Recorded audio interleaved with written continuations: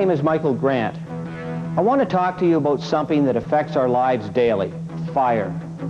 Let me share with you a shocking statistic.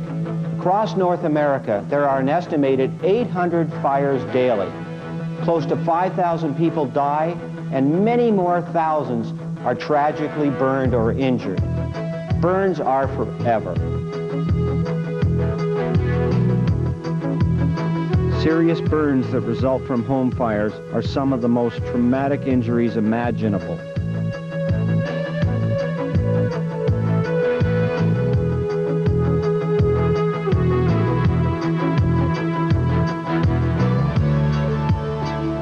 The unfortunate truth is that most fires and fire deaths can be prevented. The key to fire prevention is education. Do you have a carbon monoxide detector in your home? No. Do you have a carbon monoxide detector in your home? No. No. What would you do if your clothes caught on fire? Smother myself with something, I think. I'd probably start to run. Joining me now are Samantha and Steve, both members of the fire services, specializing in fire safety education. Samantha, our street interviews certainly have indicated that there's not a great deal of knowledge in the general public about fire prevention. That's right, Michael, and actually our research supports that. In a recent study that was done, it shows that most people feel safest in their homes. As members of the fire service, we know that that's where most fatal fires occur.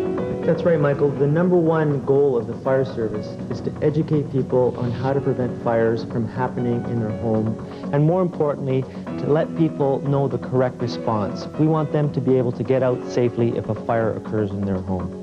Steve, where do many fires start in a home? The number one location for fires is in the kitchen, and they're due to careless cooking.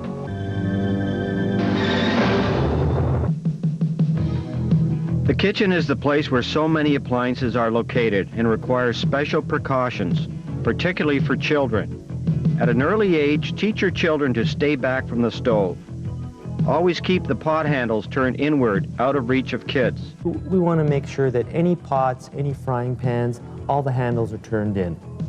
If a family has small children and the child gets too close, reaches up, knocks the handle, anything, grease, boiling water, could come down, scalding the child. So we want to make sure that those handles are turned in. Even more important, we want to make sure that all families educate their children so that they know to stay away from things that are hot. If a burn does occur, immediately place your hands or the hands of the burn victim under cold running water before seeking medical aid.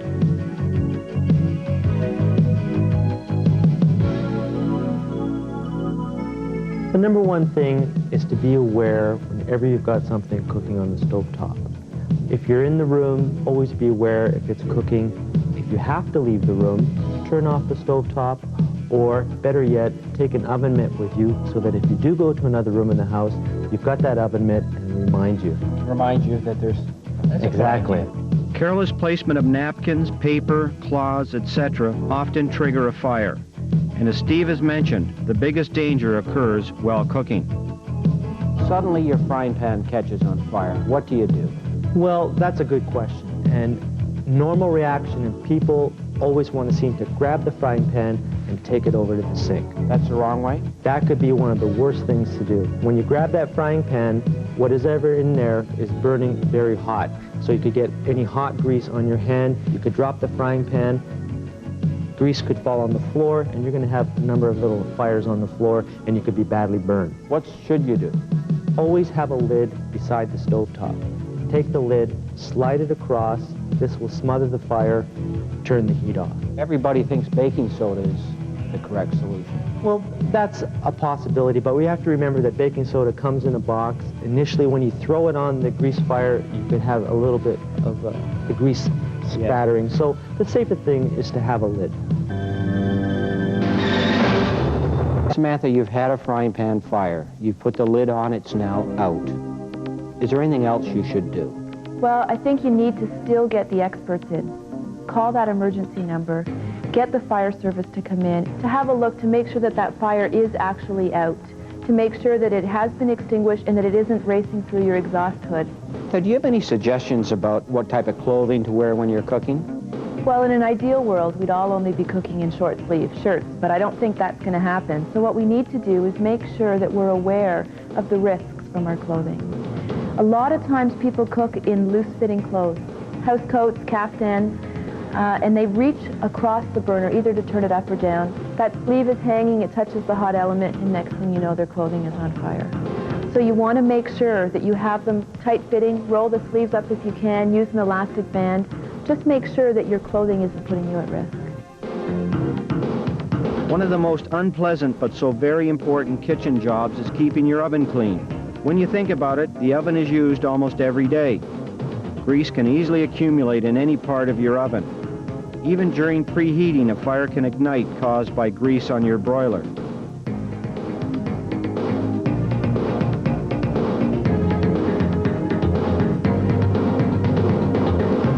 Another appliance which deserves equal cleaning is the ever so popular microwave oven. The first thing that you want to do and want to make sure is that you don't open the door. Keep the fire in the unit. Turn it off, and if you can, unplug it. Cut the power off to the microwave, and that will help control the fire. In terms of reporting fires, what suggestions do you have? Well, I think it's really important that everybody know how to make an emergency phone call. Keep that phone number right beside the phone or on the phone. Make sure they know their address, their phone numbers, what the information that they need to get the fire service to their house. The basement is a room that is easily converted into a fire hazard because of all the clutter. The basement is where we find the workshops, where people will store things, and we want to make sure that people practice good housekeeping. We want to make sure that there's space around the furnace. We don't want to have any mattresses or boxes stored up against the furnace. We want to keep that area clear. Number two, a lot of times there are flammable or combustible liquids stored in the basement.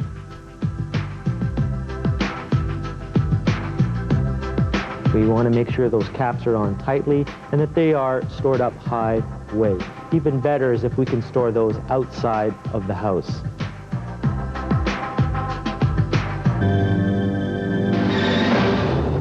Samantha, people in North America love their fireplaces, normally located in a family room or a living room. How should people care for their fireplace? Well, I think the number one rule is to make sure that before the season begins, have it professionally cleaned out. And then throughout the course of that heating season, empty out those ashes regularly, making sure that you put them in a safety tin or a metal tin.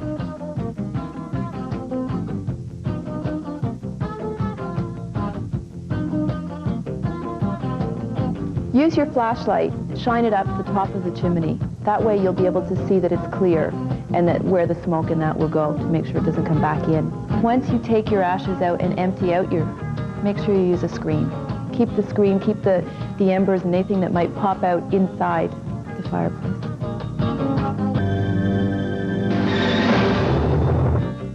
The garage, like the basement, is a place which needs to be well organized and free of junk. There are other garage hazards that need to be considered as well. Well, number one, we want to make sure that the car is never running in the garage. And this means even if the door is up. A lot of people, in the winter especially, will put the door up and have the car idling in the garage. If they do this, you can have enough carbon monoxide building up to cause a problem. So make sure that you move the car outside of the garage and idle it outside, never inside. Good suggestion, Steve. Michael, the leading cause of fire death is careless smoking. What we have found is that most fires happen at night. People who are sleepy or drowsy will go to bed or lie on the couch, have a cigarette, fall asleep. That cigarette will fall down and start a fire. Samantha, you've been entertaining, but the people have all left and there's been some smokers there. Do you just go to bed, or is there anything that you should be doing now? No, I think the first thing that you should be doing is making sure that you empty the ashtrays, get rid of any hot embers, do it carefully, either flush them down the toilet or again put them in a metal tin. Check in behind the couch, lift up the cushions, get in behind the chairs, check to make sure that there aren't any hot embers left behind. Now, how long would a cigarette smolder? A cigarette can smolder for up to 3 hours. There's no guarantee that it is going to start start a fire and it will put itself out, but you also have no guarantee that it won't. So you just want to be extra cautious and make sure that there's nothing left accidentally. What other tips do we have related to smoking? Number one, we want to make sure that if you are drowsy, and there's a number of reasons for this, if you've been drinking or on medication, that you don't have that cigarette and you don't lie down. Make sure that if you're going to sleep, that we forget about having that cigarette in the first place. Number two, matches and lighters. We want to make sure those are kept away and put away, especially if you have small children who could have access to these. Samantha, I used to think that it was smoking in bed that caused the most fire deaths. Well, I think we've been a little bit successful in that message, and most people know not to smoke in bed. So what they're doing is going out and smoking in their favorite chair or on the couch and falling asleep there. So they're still at risk, it's just in a different location. Should a person consider putting a smoke alarm above that favorite chair, do you think? That's a great idea, Michael. That smoke alarm is going to hopefully wake up that person right away so that they can get out if a fire does start. Let's talk now about special precautions revolving around the festive seasons. We have Hanukkah and Christmas and Kwanzaa and Thanksgiving, etc. And Steve, what would be your suggestion about how to be extra careful? One of the common things with all of these celebrations is the use of candles. We want to make sure that anytime you're using a candle, that the candle is in a base so that it's not going to tip over.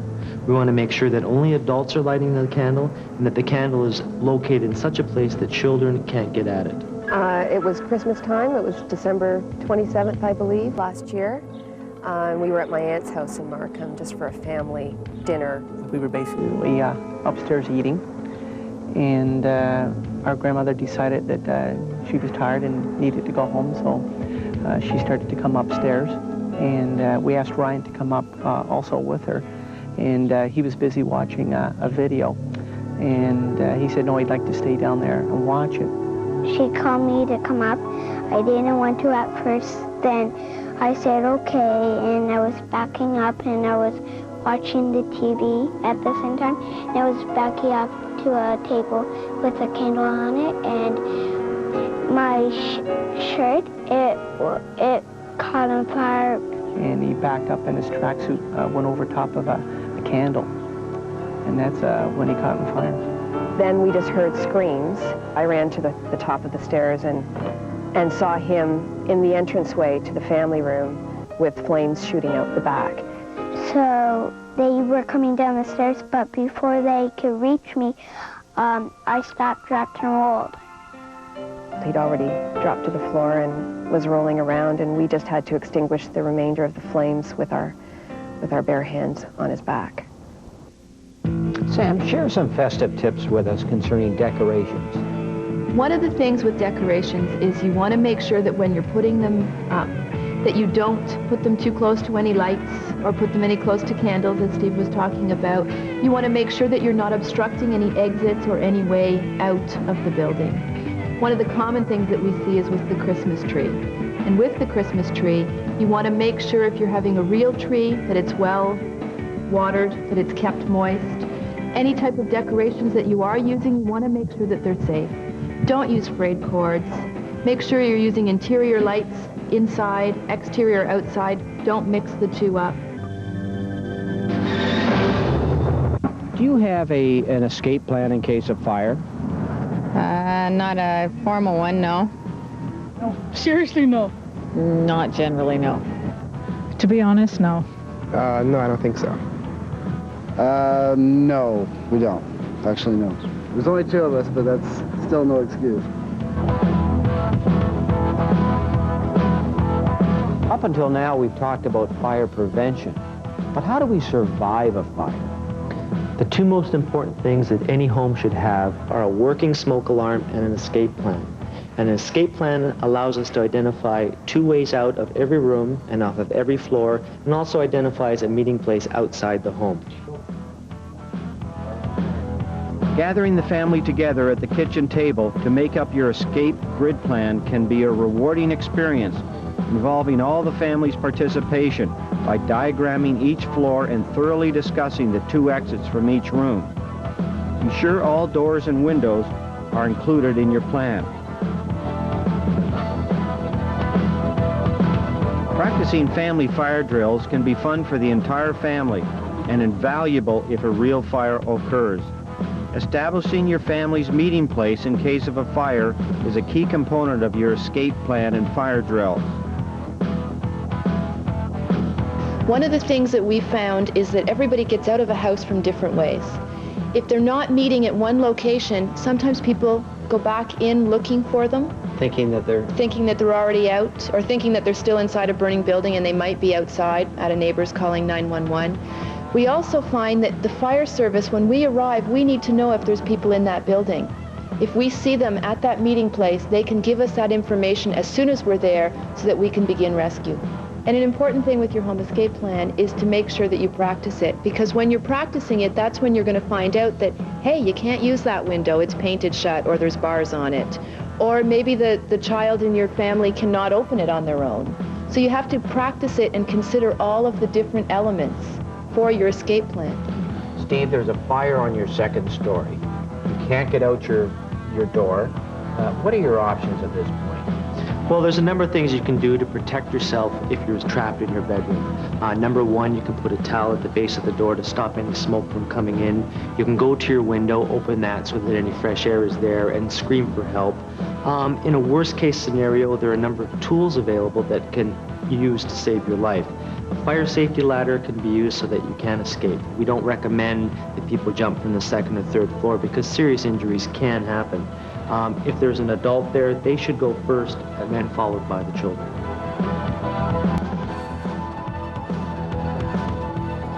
As you can see, safety ladders are easy to use, are lightweight, and can save your family's life.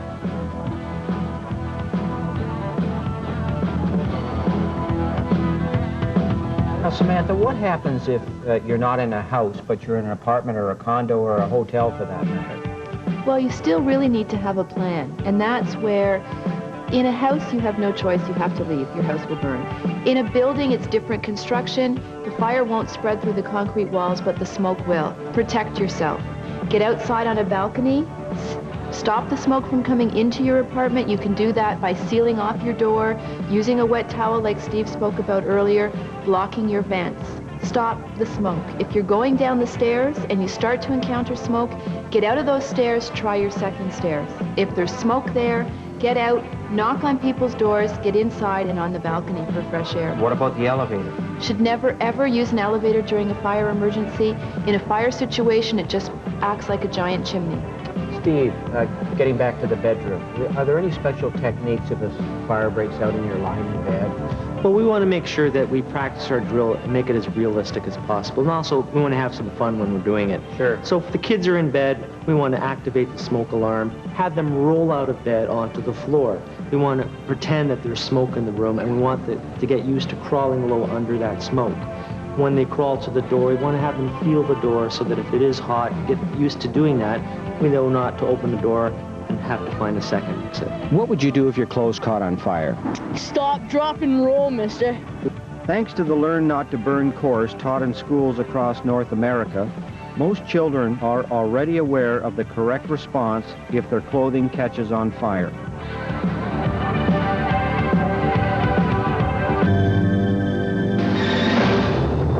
Making your home fire safe involves several home protection devices. Steve, can you tell us about them? Sure, Michael. The most important device that you can have in your home is a smoke alarm. A smoke alarm is going to warn you and your family of a fire in your home and give you time to get out. Smoke alarms should be on every level of your home as a minimum. The smoke alarm will buy you time. It'll allow you a window of opportunity to escape if a fire starts in your home. You can hardly pick up a newspaper in any city across North America without reading about another carbon monoxide poisoning. What is carbon monoxide? Carbon monoxide is a clear, colorless, odorless gas. And carbon monoxide comes from any solid fuel burning appliance. So for example, if we have a gas furnace, an oil furnace, or a wood burning fireplace in our home, all of these things give off carbon monoxide.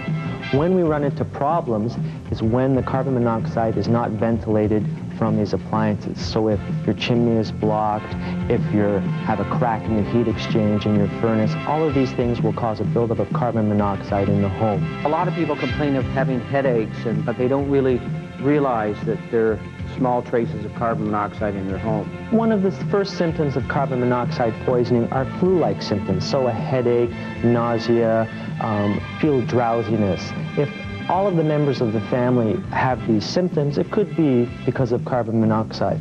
We want to make sure that these carbon monoxide detectors are in everybody's home. So check and see that if in your community, your home requires one of these. Now it's time to talk about the old standards, the fire extinguishers. Fire extinguishers can be an extremely effective tool in fighting a fire. However, we stress that everybody read the manufacturer's instructions, know what type of extinguisher it is, and know what type of fire that you have burning. Where should you have your fire extinguishers? As you're aware, Michael, most fires start in the kitchen. So we want to make sure that the fire extinguisher is accessible and near the kitchen so that if we do have a fire, we can get that fire extinguisher and put the fire out. I would have to think that you should have one in your garage and one in your basement as well. Anywhere where there's a chance or an increased risk that a fire may start in the furnace room, if you've got a workshop that you're using a number of flammable or combustible liquids, then a fire extinguisher would be a great idea to have. Now, Steve, flashlights, so very important. How many should you have and where should they be? A good idea is to have a flashlight in your bedroom and maybe one in the kitchen as well, where it's accessible. A flashlight will help you if there's a power failure. Also, if you are trapped in your home, a flashlight can be used as a signal to firefighters if you need to be rescued. Now, Steve, what is this? What we have here is a fire-resistant safe. A lot of people are often worried about their valuables or valuable documents and papers being burnt or destroyed in a fire. And, we even have instances where people go back to retrieve these things. This fire-resistant box, if you store your things in there, will protect these valuables for a certain length of time in your home.